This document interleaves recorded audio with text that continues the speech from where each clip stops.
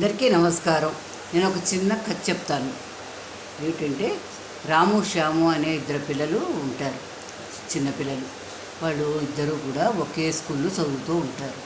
వాళ్ళ ఇల్లు కూడా పక్క పక్కనే ఉంటాయి. వాళ్ళమ్మ వీళ్ళమ్మ కూడా స్నేహితులు. వాళ్ళు చక్కగాను కలిసిమెలిసి ఉంటారు. వాళ్ళ అమ్మ వాళ్ళు కూడాను. వీళ్ళు రోజు స్కూల్కి వెళ్ళి వస్తూ ఉంటారు. అయితే వీడేమో రాము చాలా చురుకైన పిల్లాడు.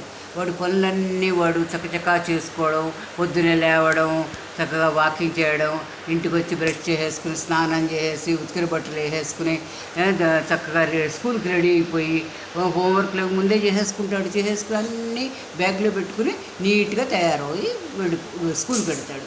ఈ పక్కన శ్యామ్ ఏం చేస్తాడు? వాడికి బద్ధకం ఎక్కువ. తొందరగా లేవడు. వాడు అమ్మేమో లేవరా స్కూల్ టైం అయిపోతుందిరా అని ఎంత చెప్పినా వాడు వినడు.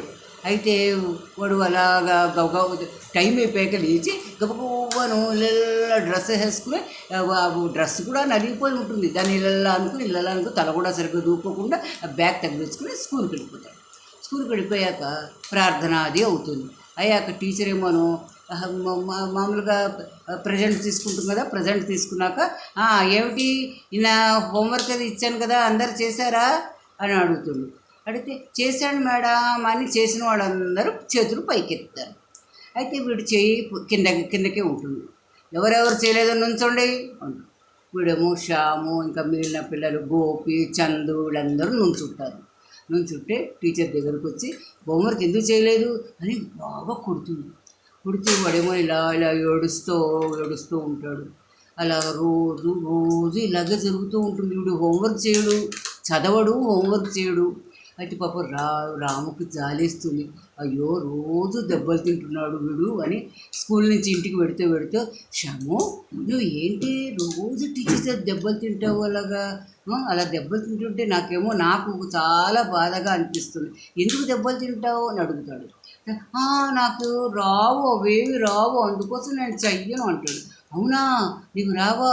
అయితే నేను చెప్తానుండు అని సాయంత్రం కాసేపు ఆడుకున్నాక కాళ్ళు చేతులు కడుక్కుని వాళ్ళ ఇంటికి వెళ్ళి హోంవర్క్లన్నీ దగ్గరుండి అన్నీ చేయిస్తాడు.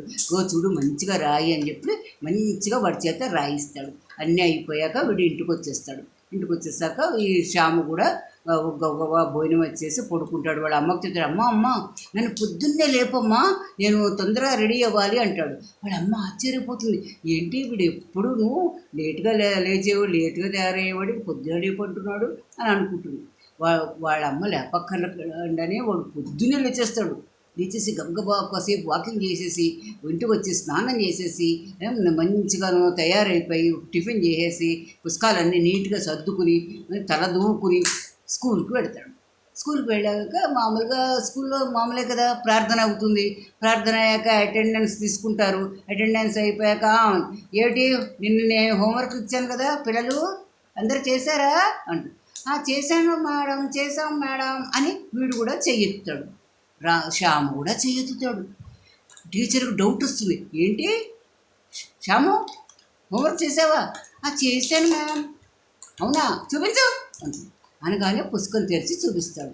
పుస్తకం తెరిచి చూపించగానే ఆ టీచర్ పుస్తకం తీసి ఇలాగా చూస్తే చాలా బాగా చేస్తాడు.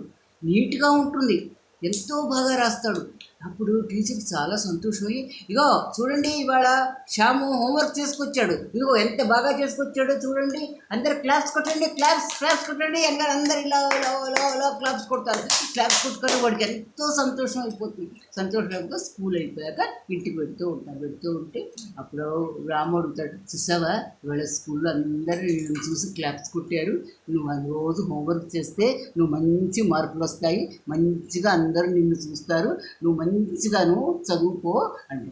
అప్పటి నుంచి రాము స్నేహాన్ని పట్టినప్పటి నుంచి వాడు చక్కగా చదువుకుని మంచి మార్కులు తెచ్చుకుని రాములాగే వాడు కూడా మంచిగా చదువుకుని పైకి వస్తాడు. అది కథ.